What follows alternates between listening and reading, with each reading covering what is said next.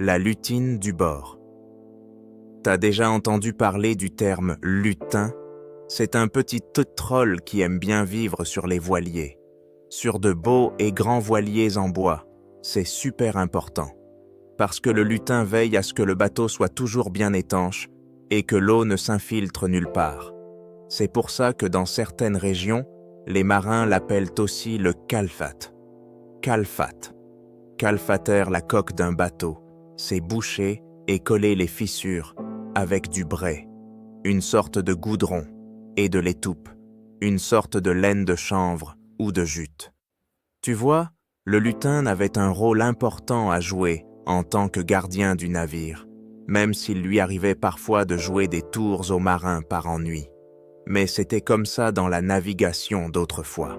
Maintenant, il est tout à fait clair que s'il y avait un lutin, il devait aussi y avoir une lutine.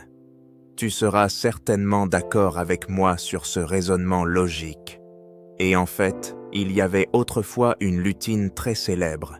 Elle était même si connue et célèbre qu'en son honneur, jusqu'à ce jour, tous les bateaux portent un prénom de fille. Fais attention, tu ne trouveras aucun bateau au monde qui s'appelle par exemple René ou Gilberte. Et comment cette lutine est devenue si célèbre? C'est cette histoire que je veux te raconter aujourd'hui. Il y a de nombreuses années, il y avait un navire marchand, donc un fier voilier de commerce, qui, après avoir traversé une terrible nuit de tempête, jeta l'ancre dans la baie du Fer à cheval. Il fallut plusieurs jours aux marins pour remettre tout en ordre dans ce port sûr, après tout ce que la tempête avait causé en haute mer. Après tout ce travail sur le pont et sous le pont, le capitaine leur a donné 10 jours de congé à terre.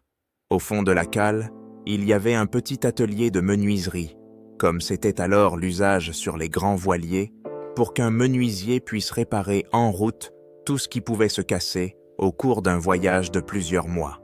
Par exemple, quand le capitaine tapait du poing sur la table avec rage et cassait ainsi le plateau en deux, ou quand il fallait remplacer des planches du pont parce qu'un outil lourd ou une partie du gréement était tombé du haut du mât le plus haut. Parfois, il fallait aussi réparer quelque chose au gouvernail ou à la coque pendant le voyage. Donc, pour le menuisier, il y avait toujours quelque chose à faire. Et là où un menuisier travaille, il y a des copeaux et beaucoup de sueur. Ce qui, à son tour, était le paradis pour un vrai lutin. C'est ainsi que le lutin s'était discrètement installé avec sa lutine dans la menuiserie et il menait une vie joyeuse. Quand ils jetèrent l'ancre dans la baie du Fer à cheval et que tout le monde eut congé, le lutin dit à sa lutine « Femme, je vais aller à terre, je n'ai plus de gris et je veux m'en procurer rapidement. » Le gris, c'est ainsi que le lutin appelait son tabac à pipe. Il dit cela et disparut à terre pour pouvoir bientôt fumer à nouveau sa petite pipe. Quelqu'un n'avait pas bien fait attention, mais il se trouva qu'à ce moment précis, non seulement le lutin n'était pas à bord, mais les marins n'étaient pas là non plus, car ils étaient en congé à terre. Le capitaine était aussi descendu brièvement à terre, même s'il ne fumait pas la pipe, mais peut-être voulait-il se procurer autre chose. Quoi qu'il en soit, le navire était complètement désert, à l'exception de la lutine dans la menuiserie du navire. En fait, il doit toujours y avoir une garde à bord, un marin, le capitaine ou l'un de ses officiers, afin que le navire ne reste pas sans surveillance dans le port. Apparemment, personne n'avait remarqué qu'il n'y avait plus âme qui vive sur le voilier. Eh bien, c'est ce qui a causé une catastrophe, car des pirates se sont faufilés à bord en cachette, ont largué les amarres et ont volé tout le bateau. Lorsque le capitaine est revenu au port après ses achats, il n'a vu à l'horizon que les voiles blanches de son fier navire. Tout un navire marchand a été victime d'une bande de pirates rusés. « Saperlo est encore 3 fois maudit !» s'écria aussi le lutin, alors qu'il se tenait sur le quai en train de fumer et que le beau navire n'était plus là. Je n'aurais pas dû descendre du bateau, grommela le lutin, car c'est une vieille sagesse de marin que, lorsque le lutin descend du bateau, quelque chose de terrible arrive au navire. La lutine fut très surprise lorsqu'elle se réveilla après une petite sieste et remarqua le doux balancement du navire sur les vagues. En plus, elle entendit les chansons de marins que les pirates chantaient à tue-tête, tellement ils étaient contents de leur raid réussi. Même pour des pirates, il n'était pas si fréquent qu'un grand voilier tombe entre leurs mains aussi facilement. D'habitude, ils attaquaient les bateaux en pleine mer, les capturaient quand et voliant sur leur cargaison. La plupart du temps, les bateaux capturés finissaient par se casser ou brûler, car les pirates utilisaient, bien sûr, leurs canons. Mais cette fois-ci, ils avaient réussi un coup de maître, simplement se faufiler à bord, détacher les amarres, hisser les voiles et filer. La lutine se dit « Il y a quelque chose qui cloche ici ». Elle avait raison, et quand elle constata que son mari, le lutin, n'était pas là non plus, elle s'inquiéta, car le lutin savait toujours quoi faire dans chaque situation. Elle devait donc réfléchir à ce qu'il fallait faire, et pour cela, elle devait sortir de la menuiserie et monter sur le pont pour avoir une vue d'ensemble de la situation. Après tout, elle voyageait depuis des années avec son lutin sur des bateaux comme celui-ci et avait beaucoup appris. Elle aussi allait trouver un moyen de réparer le tort causé au bateau. Une fois sur le pont, elle se rendit compte qu'elle avait affaire à 12 pirates qui ne semblaient pas seulement négliger l'hygiène. Non, c'étaient aussi des types méchants avec lesquels il ne fallait pas plaisanter. Il fallait donc être super prudente. Cette bande de pirates voulait naviguer vers Casablanca. Elle l'avait entendu dans leur conversation. La lutine se dit qu'il était important que son mari sache où ils allaient. Elle prit donc une bouteille de rhum vide et en fit une bouteille à la mer. « Mon cher, les pirates se rendent à Casablanca. » Elle écrivit cela sur un bout de papier, boucha soigneusement la bouteille avec un bouchon et un peu de poids, ouvrit le hublot et la jeta par-dessus bord. Elle était persuadée que son mari recevrait bientôt le message, car personne n'aurait envoyé de message dans une bouteille, en pleine mer, sans raison. À l'époque, les radios et les téléphones n'existaient pas encore, bien sûr. La lutine pouvait se faufiler partout sur le bateau sans être vue. C'était que la particularité des lutins, et c'est ce qu'elle avait appris de son mari. Prudente, silencieuse, rapide comme une ombre. Maintenant que mon mari va bientôt être au courant, je vais aller jeter un œil, se dit-elle avant de quitter la menuiserie. Sans être reconnue, elle se glissa dans les couchettes de l'équipage, jeta un œil dans les cales au fond de la coque du navire et vérifia même dans la cale si tout était en ordre. Elle ne trouva aucune fuite nécessitant un calfeutrage urgent. C'était déjà une bonne chose, car c'était la tâche principale des lutins, mais soudain, elle tendit l'oreille. N'avait-elle pas entendu un gémissement ? Se demanda la lutine, et elle s'enfonça encore plus profondément dans une cale sombre située tout à l'avant du navire. Effectivement, elle pouvait maintenant voir ce que c'était. Les pirates n'avaient pas seulement volé le navire, ils avaient aussi embarqué une cargaison très spéciale. 4 enfants étaient enchaînés et bandés les yeux dans la cale étouffante. « Mon Dieu !» pensa la lutine. « Qu'est-ce qu'il y a avec ces enfants ?» Rapide comme l'éclair et silencieuse comme une ombre, elle se faufila jusqu'à la cabine du capitaine, espérant en savoir plus sur ce que les pirates avaient l'intention de faire à ces 4 pauvres enfants. Et effectivement, le capitaine pirate discutait avec l'un de ses acolytes. « Quand on débarquera à Casablanca, ils nous rapporteront une belle somme d'argent. Tu veux vraiment vendre les enfants du roi comme esclaves en Afrique ? Plus vite on se débarrassera de cette engeance, mieux ce sera. D'ici là, ils resteront sous le pont, mais veille à ce qu'ils aient de l'eau et du pain. On ne peut pas les vendre s'ils sont affamés. »« Oui, oui, monsieur. dit le copain avant de quitter la cabine du capitaine. Juste après, la lutine avait aussi disparu. Elle avait tout entendu et devait maintenant réfléchir à ce qu'elle allait faire. Elle réfléchissait toujours mieux quand elle s'enfonçait profondément dans les copeaux de bois de la menuiserie et que rien de l'extérieur ne venait la déranger. Elle pouvait alors bien réfléchir. Ils ont donc capturé 4 enfants royaux quelque part et veulent maintenant vendre ces pauvres âmes comme esclaves dans le prochain port. Mais c'est sans compter sur la lutine. Voyons voir, pensa la lutine. Les pirates naviguent contre le vent vers Casablanca. Le bateau est lourdement chargé et avance lentement. On est maintenant à environ 5 heures de la baie. Il faudrait vraiment que je sois stupide pour ne rien trouver. Elle continua à réfléchir et finit par élaborer un plan incroyable. Elle voulait d'abord aller voir le petit canot que le grand voilier marchand traînait tranquillement derrière lui. La lutine se balança le long de la corde jusqu'à ce qu'elle arrive au petit canot de sauvetage. Ça devrait marcher, mais il y a 2 ou 3 endroits que je dois calfater pour que ce soit étanche.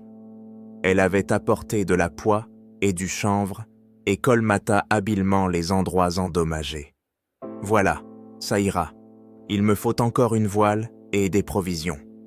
Elle retourna au bateau, grimpa habilement à l'arrière et disparut dans la voilerie, où le grand bateau gardait ses voiles.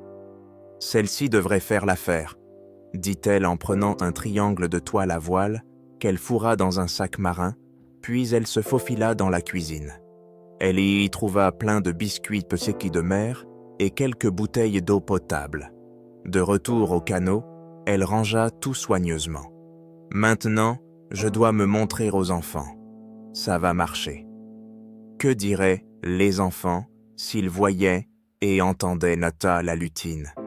Après tout, elle était à peine plus grande qu'un nain, avait une crinière de cheveux sauvages en bataille, des dents vertes et sentait fortement la résine. Mais bon, les enfants allaient devoir l'écouter.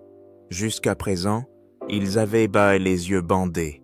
Elle pouvait donc peut-être les prévenir. La lutine poussa un profond soupir, puis se dirigea vers la proue du navire, où les enfants étaient enchaînés dans la cale à vent.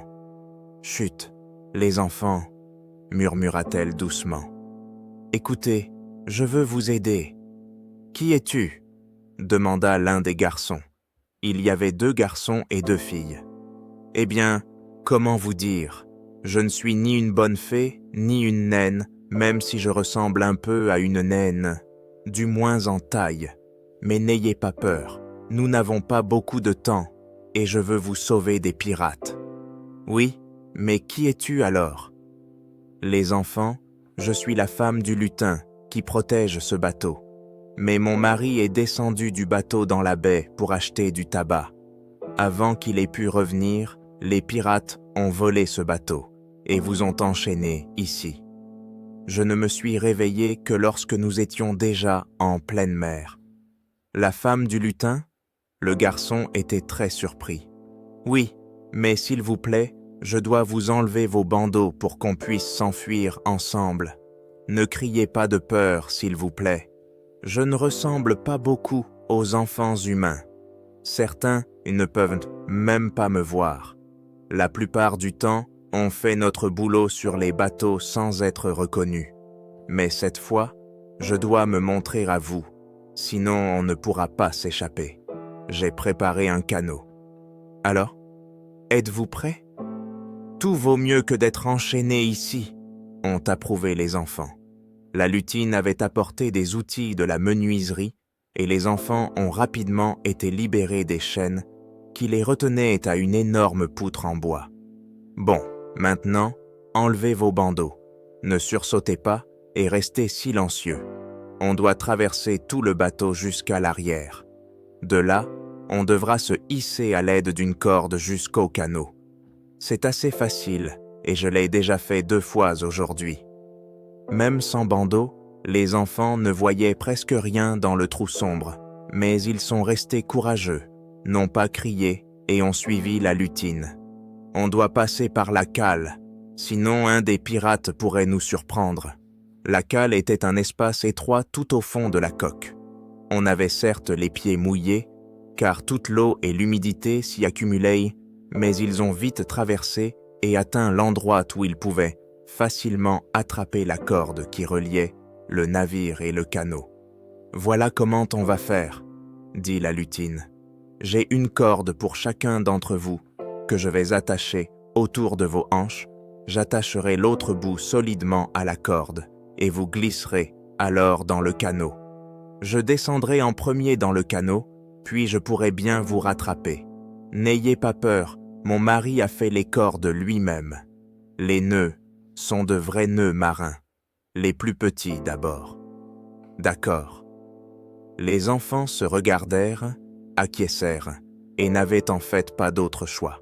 La lutine attacha rapidement les enfants, descendit elle-même et fit signe aux enfants de glisser un par un. Le premier fut un petit garçon qui pleurait un peu parce qu'il avait peur de tomber à la mer. Mais il était courageux.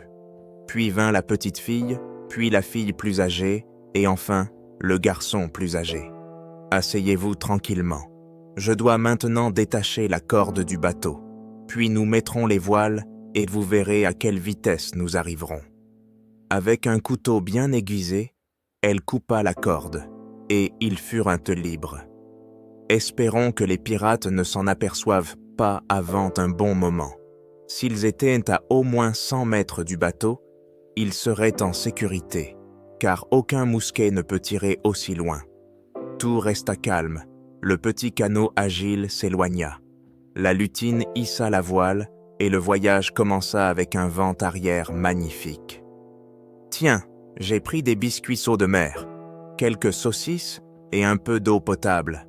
On ne manquera de rien. » Une fille, qui s'appelait Valérie, regarda longuement la lutine. « Tu as les dents toutes vertes. »« Oui, tu sais, c'est parce que nous, les lutins, nous mangeons principalement des algues. Si nous avions du feu à bord, je pourrais vous préparer une délicieuse soupe d'algues, mais ce n'est bien sûr pas possible ici. »« Burk, de la soupe d'algues !» Rirent les enfants, et ça faisait du bien de les voir rire à nouveau. Le bateau pirate était maintenant très loin d'eux. En fin d'après-midi, le petit canot de sauvetage arriva, sain et sauf avec les enfants dans la baie. Quelle joie! Les parents vinrent embrasser leur fils et leur fille. Le lutin prit sa femme par la main. Le lutin, qui était resté assis sur une bitte d'amarrage tout ce temps, avec la bouteille à la mer à la main, prit sa lutine par la main. « Femme, tu as bien fait. J'ai déjà prévenu notre capitaine que les pirates se dirigent vers Casablanca. Il a informé les soldats et de la marine marchande là-bas par pigeons voyageurs. Si tout se passe bien, nous serons tous ensemble sur notre bateau dans 10 jours. » Le capitaine s'approcha d'eux. « On vous doit une fière chandelle. Grâce à vous, on va pouvoir sauver notre bateau, et peut-être même toute la cargaison. Mais le roi et la reine vous sont particulièrement reconnaissants, et, en votre honneur, tous les bateaux du royaume porteront désormais un prénom féminin. »« C'est trop d'honneur, » dit la lutine en faisant une petite révérence. Tous les pays du monde suivirent l'exemple du petit royaume et, à partir de ce jour, ne donnèrent plus que des prénoms féminins à leurs navires. Les soldats arrêtèrent pour les pirates à Casablanca et les mirent en prison. Le navire marchand fit demi-tour et le capitaine put reprendre son navire. Le lutin et sa femme disparurent à nouveau dans la menuiserie et le navire marchand reprit sa route. Si tu fais un jour un voyage sur un beau navire, demande s'il y a une menuiserie. Qui sait, tu y rencontreras peut-être le lutin ou sa femme la lutine.